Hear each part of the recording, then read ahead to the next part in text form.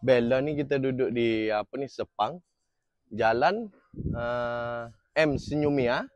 Okey. Lala ni kita nak buat kabinet. Okey, kabinet satu rumah dah. Ni. Ikut trend lah. Trend terkini. Ni. Bentuk ash ni. Ni Yamaha ni. Nak buat dia saja ni makan 3-4 hari lah. 3-4 hari dah. So kombinasi color dia, color cream dengan color coklat. Mai sini. Okey. Yang ni siap dah. Siap dengan tebuk untuk pintu security door ni. Siap tebuk belah sini. Cun-cun punya tebuk. Okey. So sini bentuk curve lah ni. Abang ni pilih bentuk curve bahagian tepi. Kiri dan kanan. Okey, ni chef ada downlight downlight 3 biji dekat sini. So atas tu tempat ash ada lampu, tak ada tak? Tak ada lampu. Okey. Yang ni siap shilling tau. Okey, siap shilling. Ni shilling ni 1,000 je kita bagi. So package rumah ni 46,000. 46 tak? 46 tak? Nah, 46,000. Tanya owner tak ingat lah kita. Okey.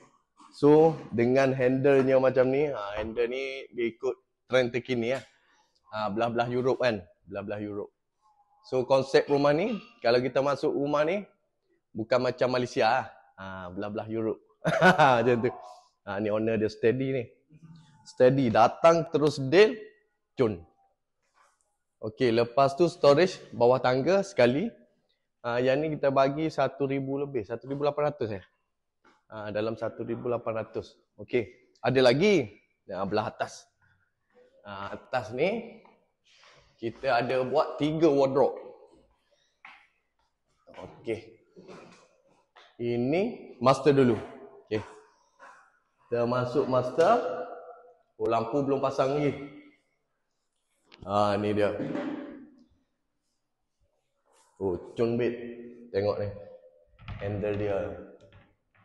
Ni pakai router lah. Kita pakai router.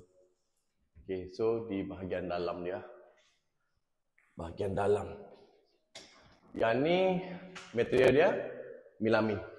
Semua dalam bilik ni kita pakai melamine lah. Supaya lebih solid. Dia boleh tahan berat lah.